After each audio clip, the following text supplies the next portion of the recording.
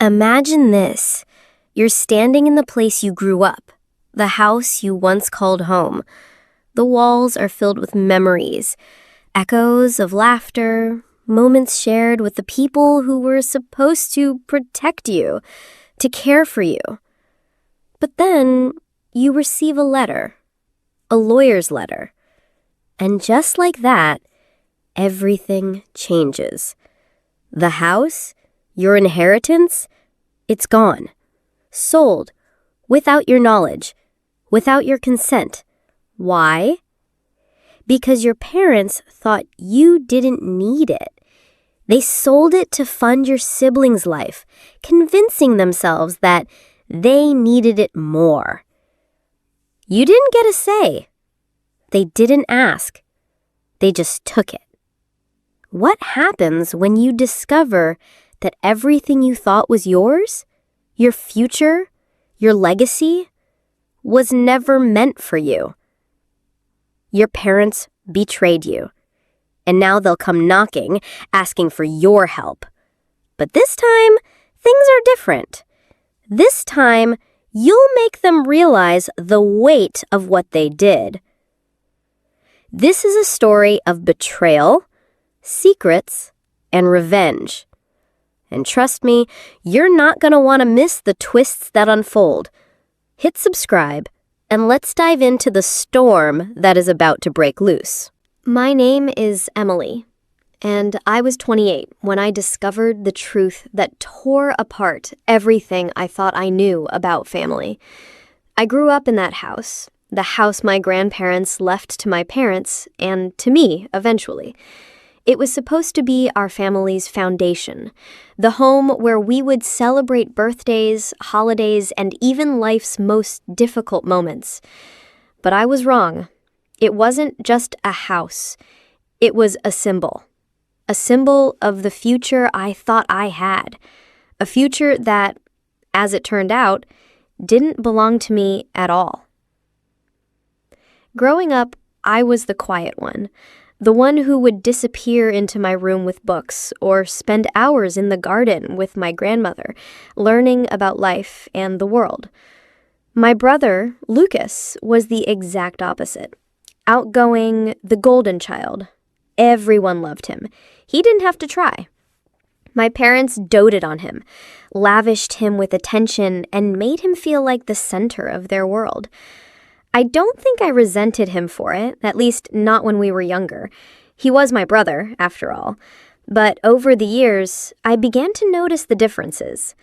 I was always second place in their eyes, just a shadow to his spotlight. My parents weren't bad people, at least not in the way you think of someone truly malicious. No, they were financially irresponsible. They lived paycheck to paycheck, constantly making bad decisions that kept them in a cycle of debt. They had this sense of entitlement that somehow they deserved more than what life had given them. They were proud, stubborn, and never admitted to their mistakes. If things went wrong, they blamed everything but themselves. My mom, especially. She had this way of making me feel like I was lucky to be in the family at all. Like my quiet ways were something to be corrected. I was always too sensitive, too serious, and not easygoing enough for her taste. She'd try to get me involved with everything in the house, every family event, every decision, but her efforts were always wrapped in criticism. I never felt like I could live up to what she wanted me to be. My father, on the other hand, was more distant. He was there, but never fully present. He worked long hours, mostly to pay off the bills that piled up every month. He would come home tired, barely speaking, his mind on the next project, the next paycheck. We didn't share much beyond casual exchanges. I wanted to be close to him, but I always felt that I was just one of the many things on his endless to-do list. And then came the inheritance. I thought I knew where things stood. My grandparents had left us everything, the house, the land. They had always told me that it would be mine one day, a way to keep our family close, no matter where life took us. I knew that house better than anyone. I'd spent years in the rooms, climbing the creaky stairs, running my fingers across the family portraits hanging on the walls. To me, it wasn't just a building, it was a home, a symbol of our legacy. It meant everything. But my parents had different ideas. They always said, "You'll be fine without it, Emily." I didn't need the house, they'd say.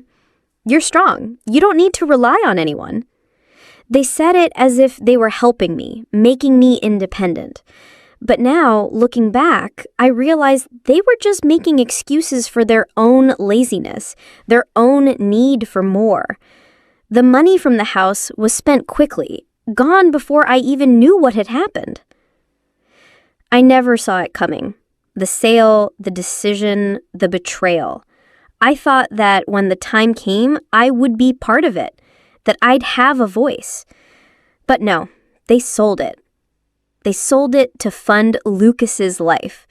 He was struggling, they said. He needed it more. He had plans, dreams that needed financial support. And they convinced themselves it was right. That it wasn't a betrayal, it was just a family sacrifice, one they thought was necessary. I remember sitting in the living room, staring at the lawyer's letter in my hands. The words blurred before my eyes, the weight of them too much to bear. My parents had sold the house. To them, it wasn't about me. It was about Lucas.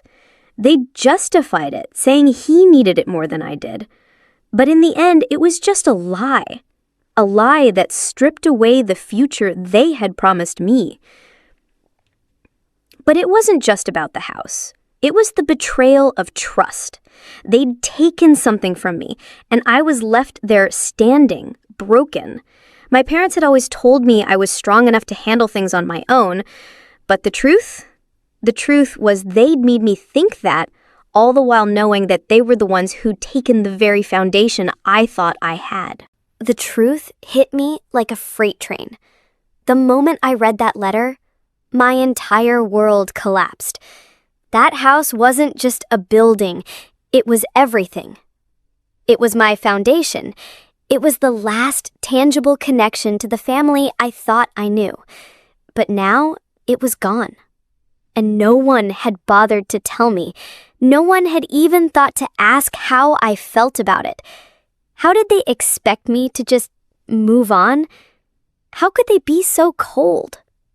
I held the letter in my hands as if it would somehow give me answers, but it only deepened the question. How could they betray me like this? My parents had always told me I was strong enough to handle anything, but when it mattered most, they'd stolen my future right from under me, and they didn't care. For days, I couldn't focus. I tried to move through the motions, go to work, keep up with my responsibilities, but I couldn't shake the weight of it all. Every time I walked past the house, now just a memory, the rage would build. I'd hear the sounds of laughter in the backyard, sounds that weren't there anymore, and it would break me all over again. I wasn't the type to confront people head-on. I'd always kept things inside, processing in silence. But now I couldn't hold it in anymore. I needed answers. I needed to understand why, and I needed to make sure they understood the magnitude of what they had done to me. I called my parents one evening. It was the first time in weeks I'd spoken to them directly. My father answered, his voice as distant as it had always been. He didn't even try to hide the coldness, the detachment. And when I asked about the house, when I demanded to know what had happened, he was eerily calm. Too calm. "You'll be fine without it." He repeated the same tired line they'd been using for years. "Lucas needed it more. We did what was best for the family. You're strong, Emily. You'll be fine." I could hear my mother in the background, probably whispering her thoughts to him. She never liked confrontation, never had the courage to speak up when it mattered. She was always the one who would hide behind my father's decisions, always backing him up no matter how wrong they were. But I wasn't about to back down. You didn't even ask me, Dad. You didn't even tell me you were selling it. You just did it. He sighed, as if I was the one making this difficult. It was for Lucas. He's been struggling. You know how he is. What about me? I shot back, the words coming out harsher than I intended. What about my future, my dreams? You told me the house was mine. You said I would have it. Did I not matter to you? Was I just supposed to be okay with it? There was silence on the other end, but I could almost feel him shifting uncomfortably. He didn't have an answer. Not a real one anyway. Instead, he threw the same justification at me. Lucas needed it more.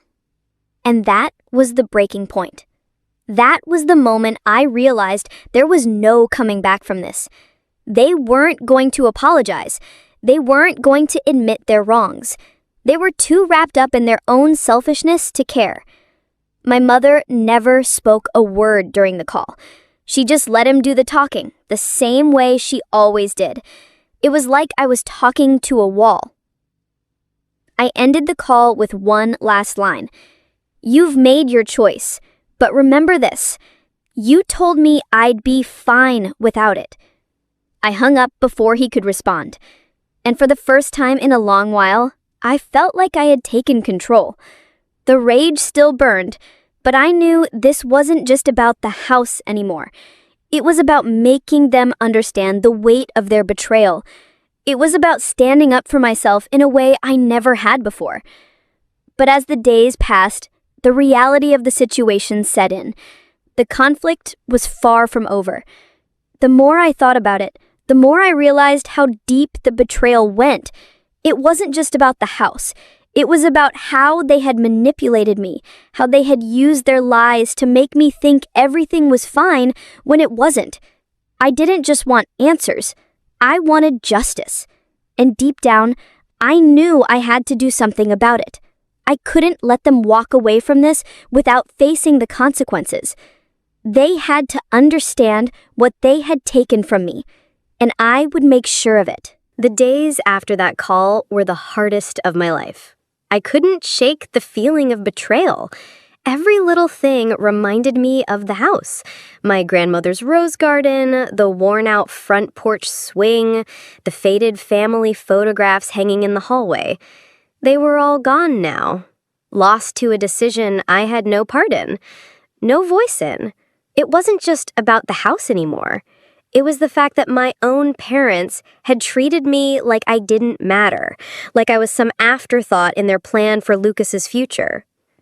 I tried to distract myself. I threw myself into work, buried myself in long hours at the office, hoping that if I kept busy enough, I wouldn't have to think about what had happened. But the truth was, the more I tried to ignore it, the more it ate away at me. The anger, the hurt, the confusion, it was all too much. And with every passing day, I realized something important. There was more to this story than I'd been told. My parents hadn't just sold the house for Lucas's future. They were hiding something. I didn't know what it was yet, but I could feel it in my gut. Something wasn't right. There had to be more to the story than just a financial decision. Why had they done it in secret? Why hadn't they told me before? Why hadn't they given me a say?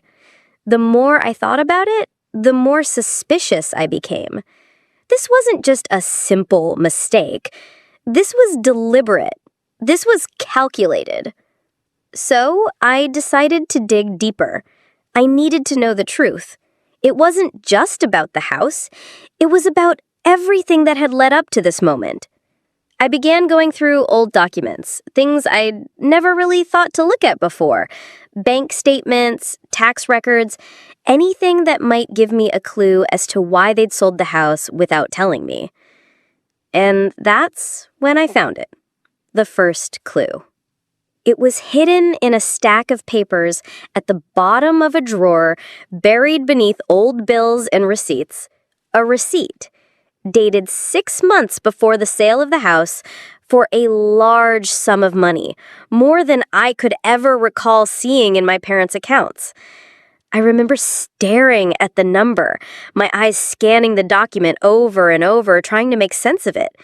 It didn't match up with anything I knew. It's like they'd been planning this for longer than they'd let on.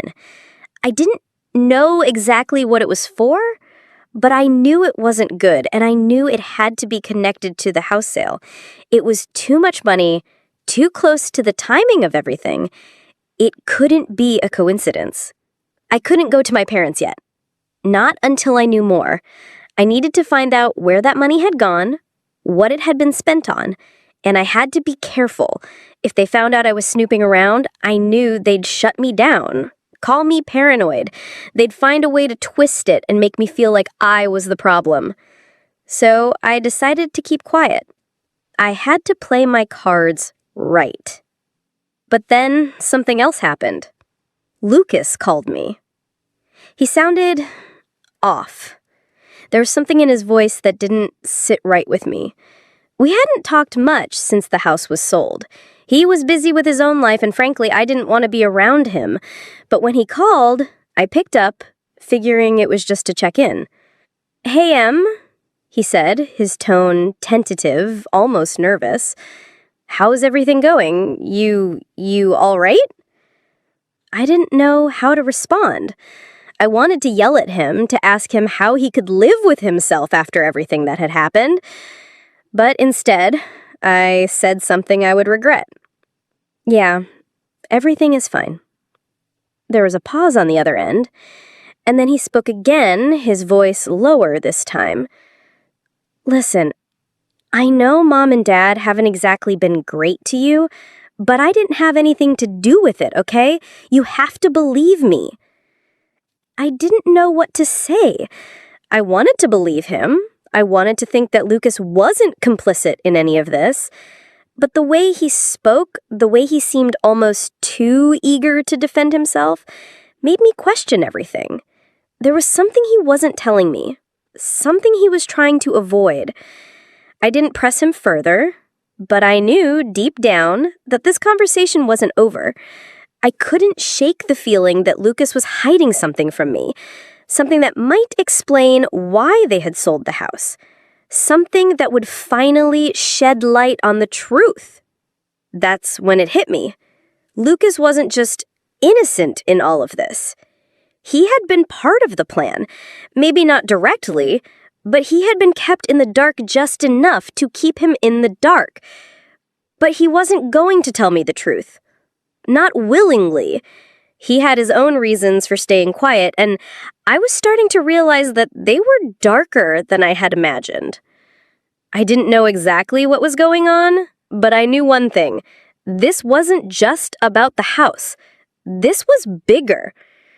And I wasn't going to let it slide. Not anymore.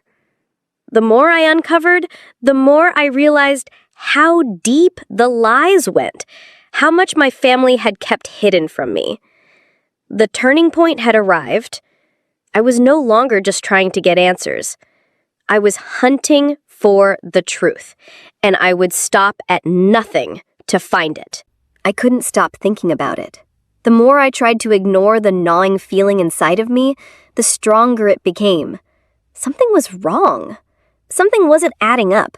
My parents had always been financially irresponsible, but this? Selling the house? That felt like something more, something darker, something they weren't telling me. There was more to this than just a simple family decision. The more I thought about it, the more I started to believe that they had lied to me. But why? What were they hiding? The first thing I did was to look through the bank statements. I'd never been one to meddle in their finances, but I had no choice now. If they wouldn't tell me what was going on, I'd have to find out for myself. I found the usual bills, mortgages, loans, credit card payments, but there was one entry that caught my eye. A large transfer, just a few weeks before the house was sold, to an account I didn't recognize. The sum was enormous, more than my parents had ever moved in one go. I had no idea who this account belonged to, but it couldn't have been good. And it was connected to the timing of the house sale. That much was clear. I felt a mix of dread and disbelief. This couldn't just be a coincidence. I decided to dig deeper. I didn't know where it would lead, but I had to find out. I needed to understand why they would sell everything that was supposed to be mine, to fund something I didn't know about. So I went to the bank, under the pretense of needing to check on my own accounts. I was careful. I couldn't afford to raise suspicion. The teller was pleasant, professional, and after a few minutes of talking, I slipped the question in. Can you tell me about a transfer made by my parents a few weeks ago? I wasn't expecting her to give me the details. Banks don't work that way. But she gave me something else.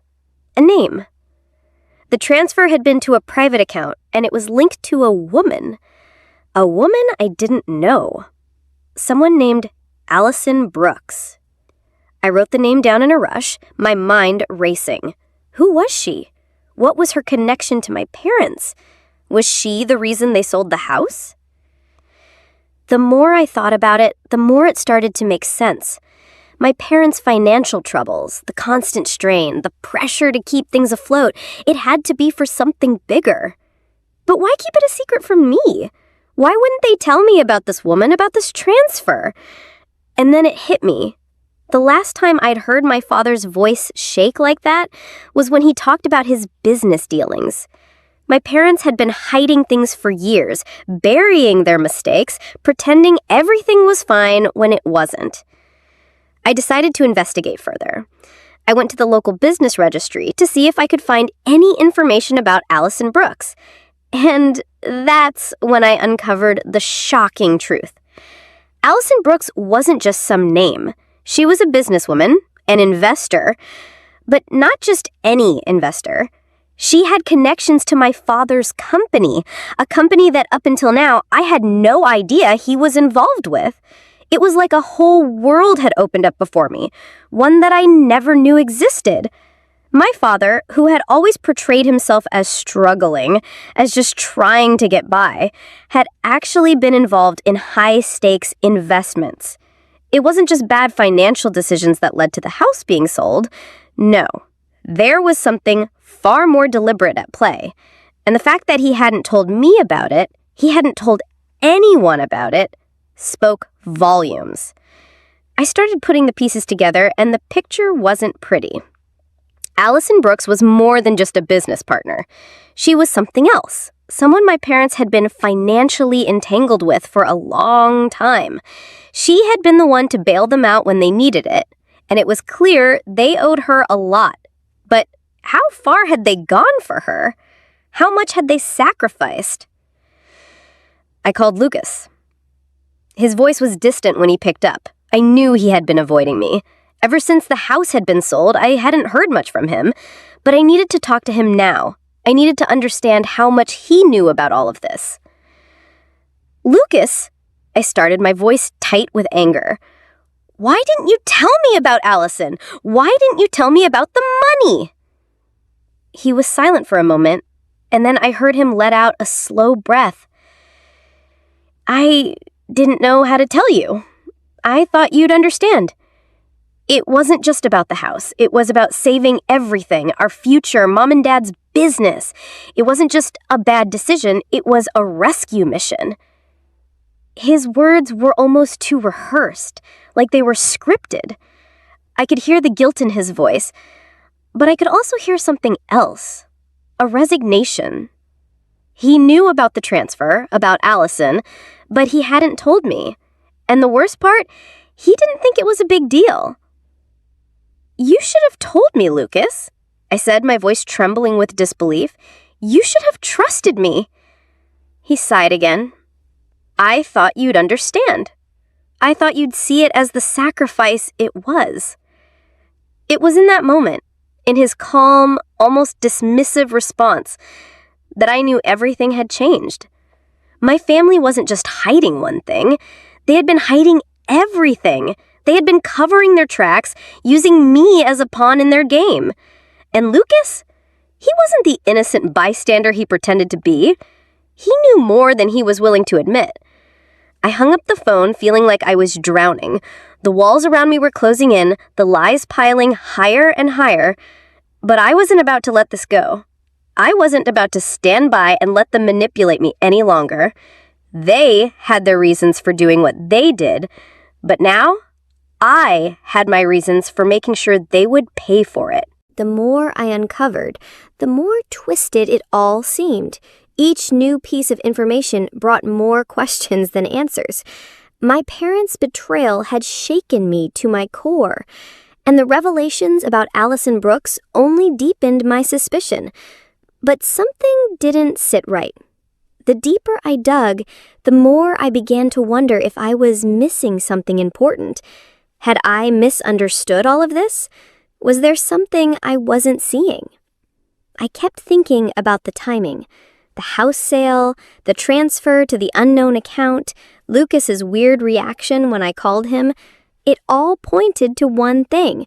My parents had been desperate, and they had used Lucas as a pawn. But it wasn't just about the money, was it? There had to be more. There had to be something else going on behind the scenes. Something that no one was talking about. I could feel it in my gut. There was a piece of the puzzle that was still hidden from me. But what was it? I knew I had to act. I couldn't just sit back and let this go. Not anymore. I needed to confront my parents, show them that I knew what they'd done. But the more I thought about it, the more I realized that confronting them directly would only get me more lies, more manipulation. They were masters at deflecting the truth, and I wasn't going to fall into their trap. No, this time I had to be smarter. I had to outplay them. I began to make a plan, a careful one. It wasn't going to be about raw confrontation, at least not yet. It was about digging deeper, about making them think they had control while I pulled the strings from behind the scenes. I wasn't going to rush it. I needed to get them to reveal everything on their own. I needed to make them believe I was still the same Emily they thought they could manipulate. But first, I had to throw them off the scent. I had to create a diversion, something that would make them think they had the upper hand. That's when I came up with the first red herring. I reached out to one of my old friends, someone who had worked in real estate for years. I told him I was looking to buy a house, a new one. I made it sound like I was ready to move on from everything, to leave the past behind. I even mentioned how I had been considering selling my own place. I wasn't really planning to buy a house, of course, but I needed my parents to think I was moving on, that I had everything under control. I needed them to think I wasn't interested in the house they'd sold. I needed them to believe that I had no plans to fight them. It was a calculated move, one that would give me the breathing room to work behind the scenes to figure out my next steps. A few days later, I called my parents again. This time, I sounded calmer, more collected. I even joked about how I was considering a new house. I made sure to mention how I was going to get an agent to help me with the process. I wanted to make it clear that I wasn't sitting around waiting for them to hand me anything. I was independent. I was moving forward. I didn't need them or the house. The phone call was almost too easy. My mother was thrilled to hear I was moving on. She even sounded a little relieved, as if she thought the whole thing was behind us. My father was less enthusiastic, but I could tell he wasn't concerned. They thought they'd won. They thought they'd silenced me with the house sale, that I'd just walk away, but they couldn't have been more wrong. After that, I set the plan in motion. I started contacting people who could help me track down more information about the money, about the deals my parents had made with Allison Brooks. I wasn't going to confront them with everything at once, but I knew I needed to have the truth in my hands before I made my move, and I had to do it carefully. If they found out I was digging, I knew they'd shut me out completely, so I worked quietly, building my case piece by piece, making sure I had every bit of evidence I could find. But as I worked, I realized something else. The deeper I went, the more I uncovered about my parents' financial dealings. It wasn't just that they had sold the house. It wasn't just about Allison. They had made more deals, more compromises than I had ever imagined. My father had been hiding debts, business ventures that were failing, investments that had gone south. And all of this, the house sale, the transfer of money, it was part of a much larger web of lies. And that's when I realized it wasn't just the house I needed to take back. It was my parents' hold over me. They had taken everything from me, and now they were trying to manipulate me into thinking I was fine without it. But I wasn't fine. I was angry, I was hurt, and I was going to make them pay for what they had done. The plan was clear now. I wasn't going to let them off the hook. I wasn't going to sit quietly while they went on living their lives, pretending like everything was fine. They had sold my future, and now it was time to take it back. But I couldn't do it alone. I needed to use every ounce of my cunning, every skill I had to get what was rightfully mine. And it would be a fight. One they never saw coming. It wasn't enough. What I had uncovered so far, the money transfers, the strange dealings with Allison Brooks, it didn't feel like the full story. It was like a puzzle, and I still couldn't see the whole picture. Every time I thought I was getting close to understanding my parents' motives, a new question popped up. Something else that didn't make sense. There had to be something bigger. Something they were still hiding from me. But what was it?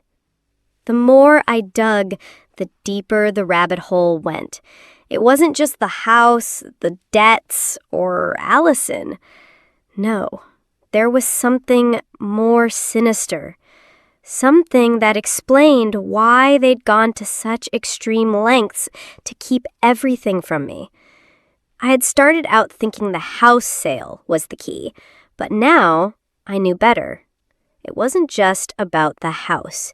It was about what had led to the house being sold in the first place. I remember the day I stumbled across something I hadn't been looking for, but something that felt like it had been waiting for me to find. I was going through some old family records I had gathered, things I had set aside for later, and that's when I saw it. A name. A business venture, one that I hadn't heard about before. It was an investment my parents had made, one that had failed spectacularly. But the more I looked into it, the more I realized it was tied to something far bigger than I had imagined. It was tied to Lucas. I couldn't believe it at first. Lucas? How was he involved in this? He had always been the golden boy, the one they could rely on. But there, in black and white, was the evidence. An investment he had been a part of, one that my parents had supported him in. They hadn't told me about it. No, they had kept it hidden. They had used it as a reason to sell the house, to cover up their losses. The more I dug into it, the more I realized this was the financial decision that had triggered everything. It was bigger than any of the other deals they'd made. This was the source of their desperation, and it was all tied to Lucas's involvement in it. My mind raced as I processed the information. I had always thought of Lucas as the one who was shielded from all of this, the one who didn't have to worry about the family's finances, the one who was handed everything on a silver platter. But the truth was, he had been just as deep in it as they were. My parents had sold the house to cover Lucas's mistakes, his failed investments. He had been the one to drag them into this mess. But they made it my problem. They made it my future that they gambled away. I didn't know what to think. I felt betrayed by everyone, my parents, Lucas, for being part of it all, and most of all, myself, for never seeing the signs. It had all been right in front of me, and I hadn't known. But now the pieces were falling into place. It wasn't just about money. It was about power. It was about control. My parents had sold everything to protect Lucas, to protect their own interests, but they had done it at my expense. I called Lucas again, this time with a different sense of urgency. I wasn't playing nice anymore.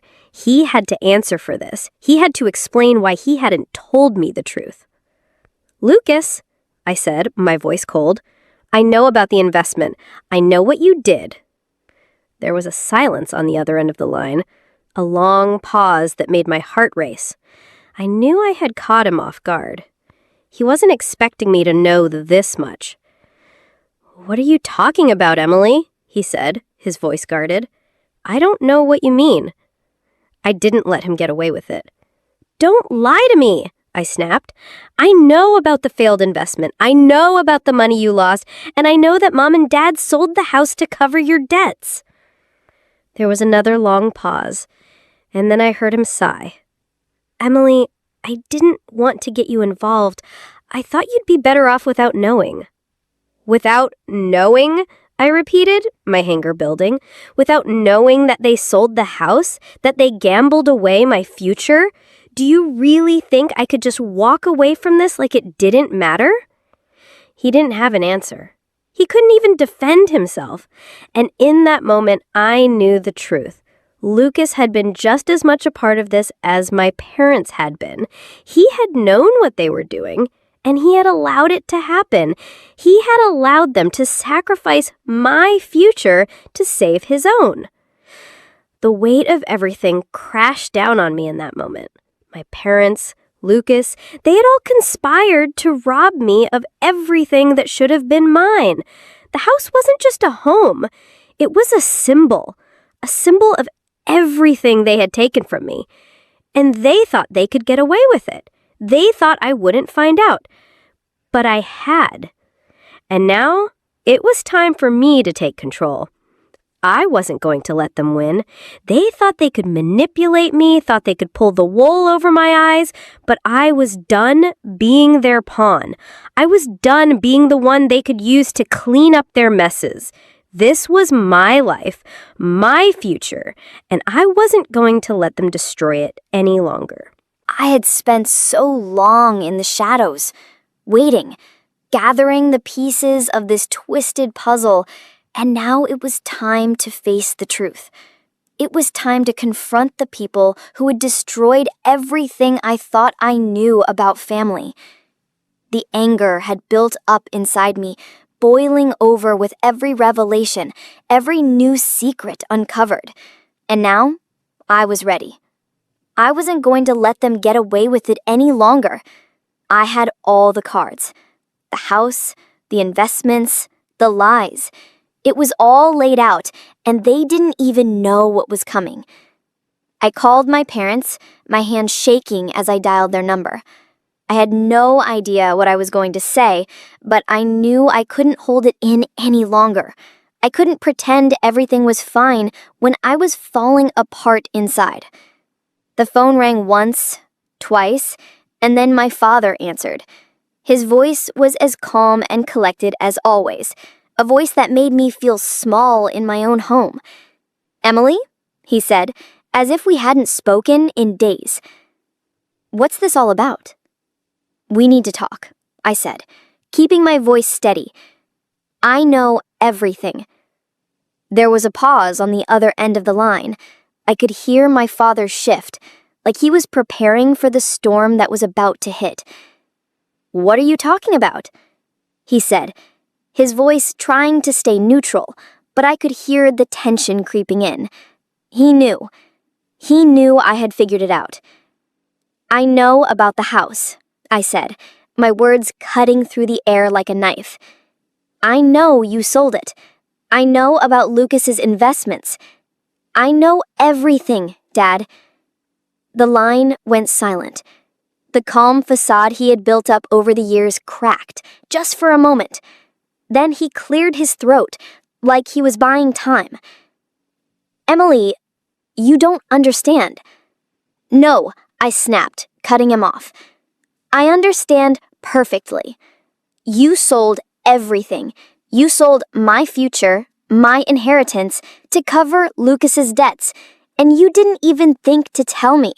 You didn't even think I deserved to know. You thought I wouldn't care, or that I wouldn't find out." The silence on the other end of the phone was thick. I could almost feel him trying to come up with an explanation. But there was no excuse for what they had done, no justification for treating me like I didn't matter. And that's when I said the thing that had been building up inside me for weeks. You told me I'd be fine without it, remember? Well, now I'll show you what it means to be fine without it. You think I need you? You think I need your help?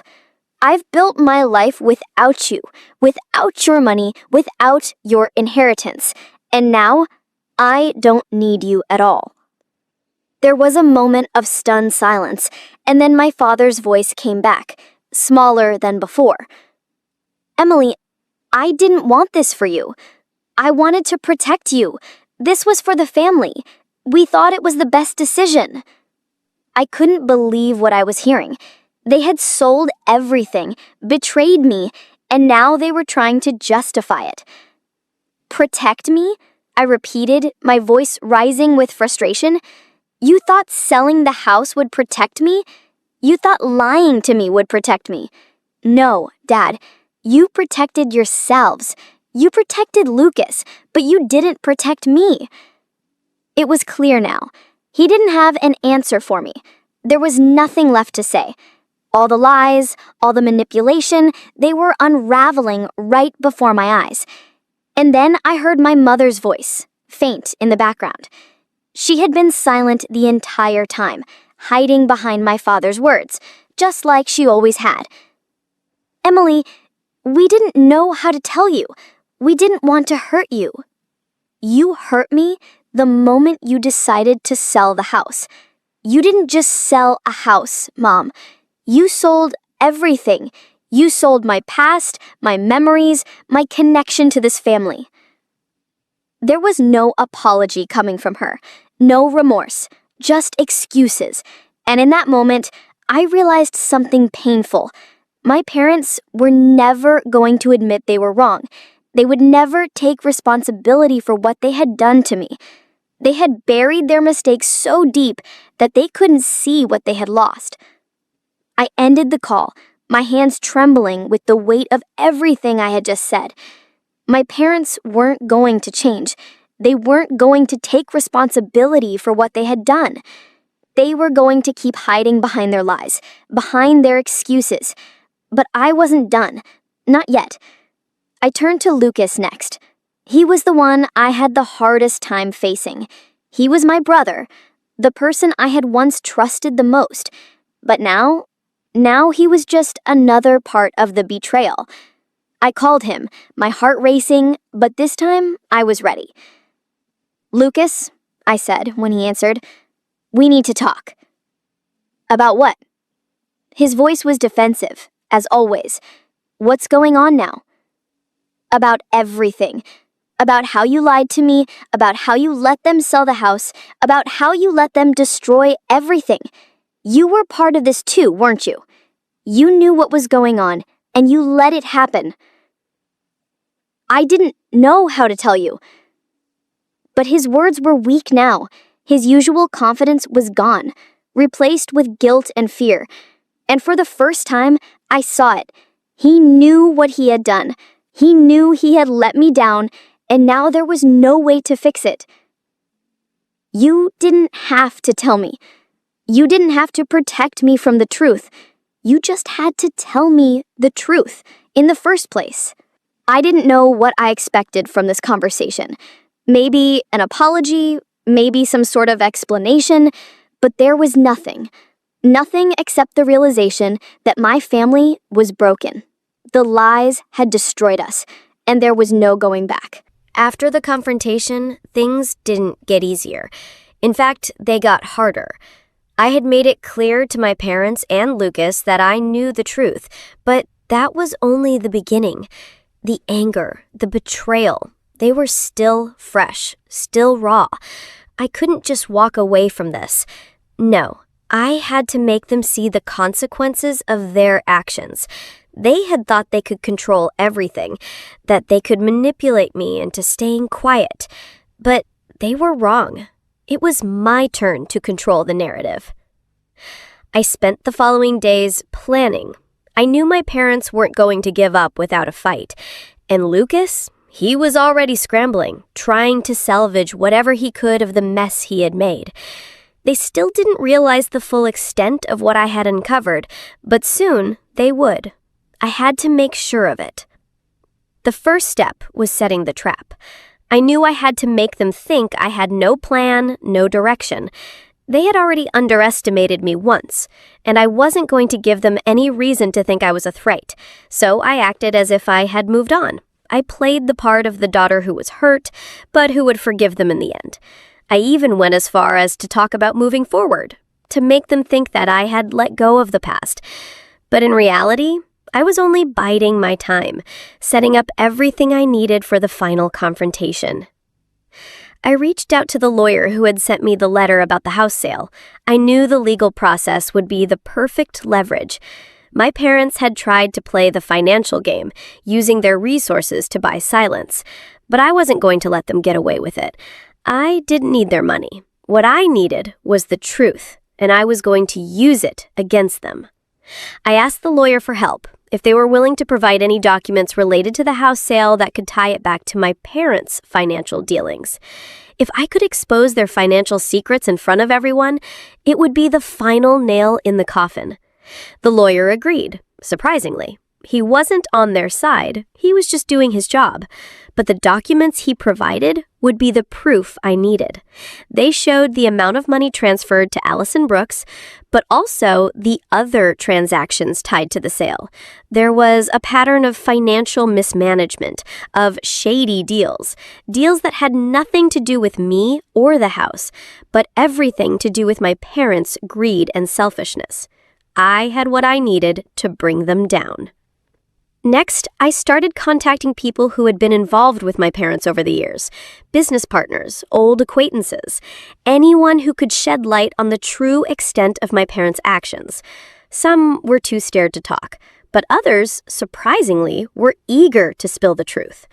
The more I dug, the more I realized my parents had been hiding their failures for years. They had used Lucas as a scapegoat, hiding his debts under layers of lies. But what they hadn't realized was that I had been watching, waiting, learning from their mistakes. I wasn't the little girl they could control anymore. And then came the day I set the trap. I invited them to dinner, something I hadn't done in months. They were cautious at first, unsure of my intentions. They thought I was softening, that I was ready to forgive them. But I wasn't, not by a long shot. We sat around the table, my parents exchanging nervous glances. They were used to me being the quiet one, the one who wouldn't rock the boat. But now I had a presence that made them uncomfortable. I didn't say much at first. I let the silence hang in the air, letting them stew in their guilt. Finally, my father broke the tension.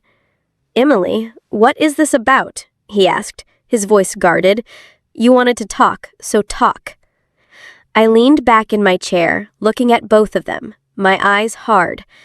"I want you to listen carefully," I said, my voice steady. "I want you to listen carefully. You sold the house. You betrayed me, and you've been lying to me about everything. But that's not all, is it? There's more. A lot more." I watched them shift uncomfortably. My mother's hand trembled as she reached for her glass, and I saw my father's face flush with panic.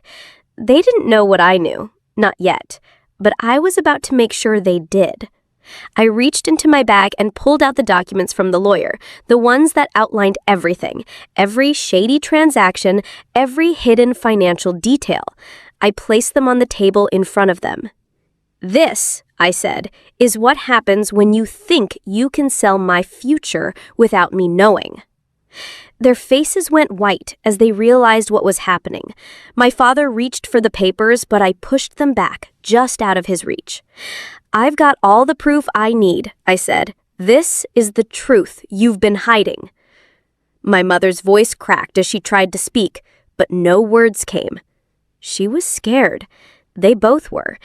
And for the first time, I felt a strange sense of power, something I hadn't felt in years. I wasn't the victim anymore. I was the one in control. "Emily," my father started, his voice shaky, "you don't understand. We did this to protect you. We did this because we thought it was best for the family." I leaned forward, my eyes narrowing.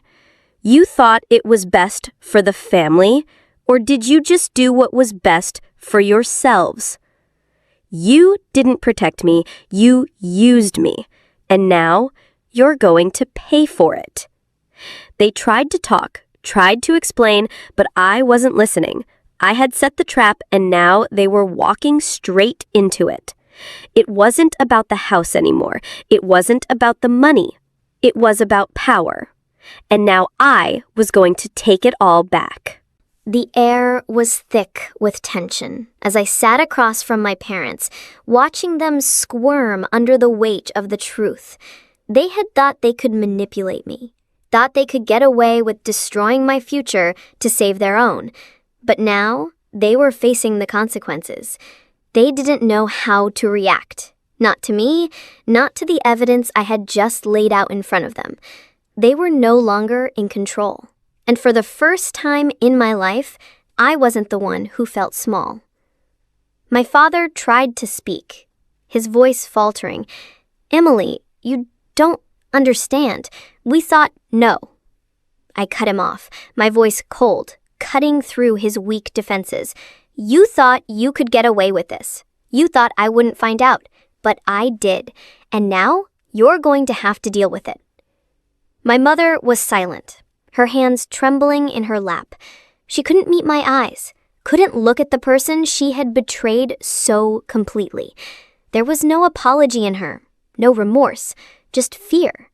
Fear that everything they had built, everything they had tried to protect, was slipping through their fingers. And they knew it. My father's voice came again, quieter this time. "Emily, please, we did this because we thought it was for the best, for the family. We wanted to give Lucas a chance to build something. We thought you were strong enough to handle it. I don't need you," I said, my voice barely above a whisper, but packed with all the years of hurt, of betrayal. "I don't need you, or Lucas, or anyone to tell me what's best for me. You didn't protect me. You took away everything that was mine." I could see it in their eyes now, the realization that they had lost, that everything they had done, everything they had hoped would keep the family together, had only torn us apart. The house wasn't just a piece of property to me. It was a symbol of everything they had promised me, and they had taken it from me. Not just the house, but my trust, my sense of belonging in a family that no longer existed in the way I thought it did. For a long time, there was nothing but silence. They didn't know how to make it right, because they couldn't. And deep down, I knew that nothing would ever be the same again. This was the fallout. The moment when everything came crashing down, when all the lies and manipulations they had carefully built up finally crumbled. And that was when I realized I didn't need their apology. I didn't need their justification. What I needed was the truth, and I had it. They had tried to bury it, but I had dragged it out into the open. And in doing so, I had taken control. I wasn't their victim anymore. I wasn't the quiet daughter they could ignore and dismiss. I had become someone they couldn't ignore, someone they couldn't control. Lucas, of course, wasn't any better. He hadn't shown up to dinner, hadn't called to see how I was doing, nothing. He had disappeared into the background, as he always did when things got tough. But I wasn't surprised. He was too wrapped up in his own world to deal with the consequences of his actions. I wasn't going to waste my energy on him. This was between me and my parents, and Lucas didn't deserve to be a part of this final reckoning. Days passed after that dinner, and the fallout was inevitable. My parents tried to salvage their reputation, tried to justify their actions to others, but the damage had already been done. Word got around. People started asking questions, and the whispers were loud enough that I couldn't ignore them. Their business partners, their friends. They all knew about the house, about the money, and now they knew the truth. My parents had lied, and the whole world was starting to see it. I watched as their carefully built lives began to unravel. My father's business dealings, everything he had hidden behind his veil of success, came to light.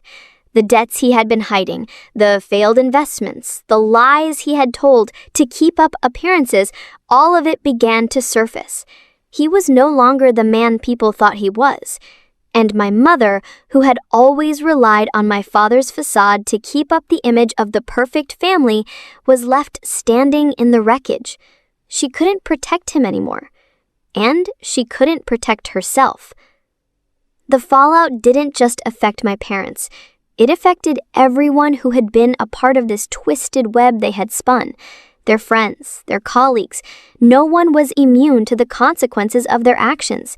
They had tried to use me as a pawn, thinking I would accept whatever they did.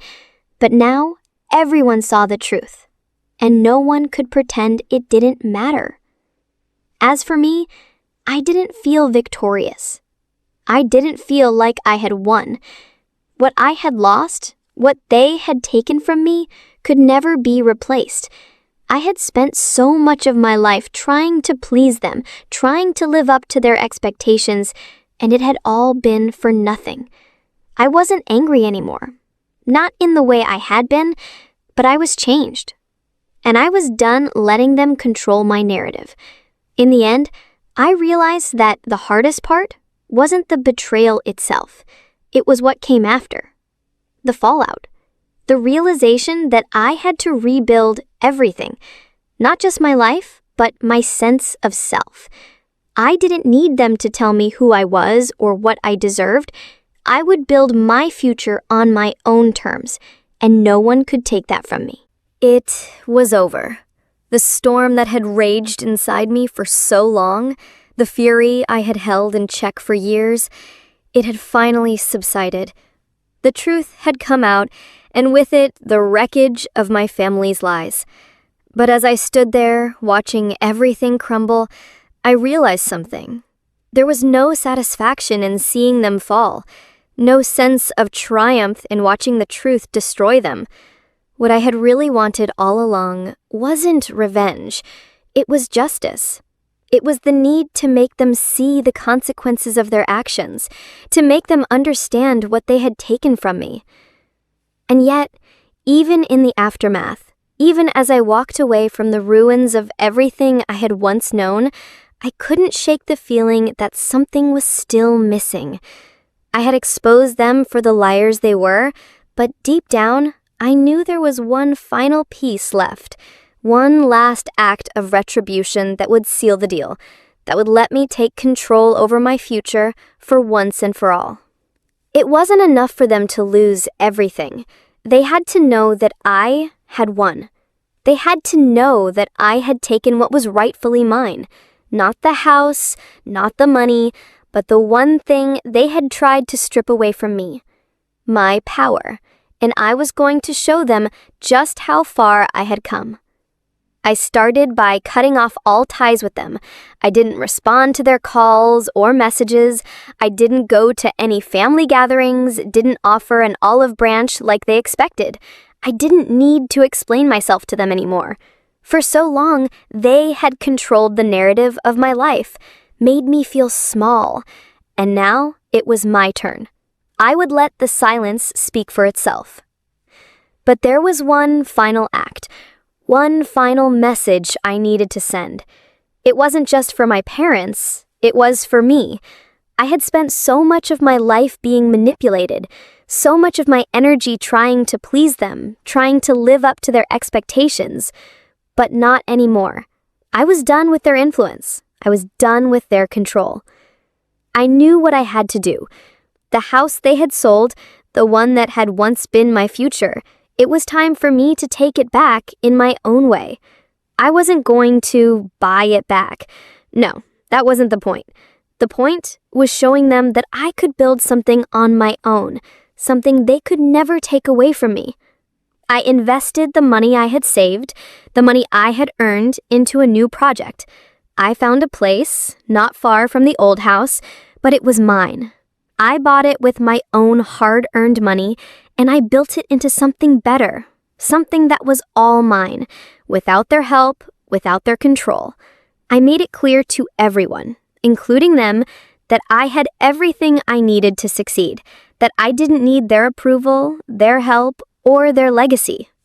When I finally reached out to them, it wasn't to mend things, it wasn't to seek closure, it was simply to show them what I had done, to make them understand that I had moved on, I had rebuilt, I had taken back my life in a way they could never take away from me. I called my father, just as I had years ago when I was still that little girl, unsure of my place in the world. But this time, my voice was different, stronger, confident. Dad, I just wanted to let you know that I've bought a new place. It's mine. Everything I've worked for is mine, and I don't need you to tell me how to live anymore. There was silence on the other end of the line. I could hear my father struggling to find the words. It was the same silence that had echoed in our home so many times before, but now it was different. This time, it wasn't filled with guilt. It wasn't filled with regret. It was filled with the knowledge that I had won. I didn't need to explain myself any further. I didn't need their approval. All that mattered was that I had taken control of my life. I had rebuilt my future from the ashes they had left behind, and now it was mine. My power, my future, my legacy. They couldn't take that away from me. And as I stood in the doorway of my new place, looking out over the city I had worked so hard to claim as my own, I realized something. Revenge wasn't about destroying them. It was about rebuilding myself, about proving to them and to myself that I didn't need them, that I was strong enough to stand on my own. The house wasn't just a symbol of the past anymore. It was a symbol of everything I had overcome, everything I had achieved without them. And when I looked at it, I didn't feel anger, I didn't feel sadness, I felt free. That was the moment I understood. The greatest revenge isn't about taking from others. It's about taking back what's yours on your own terms. And that's exactly what I did.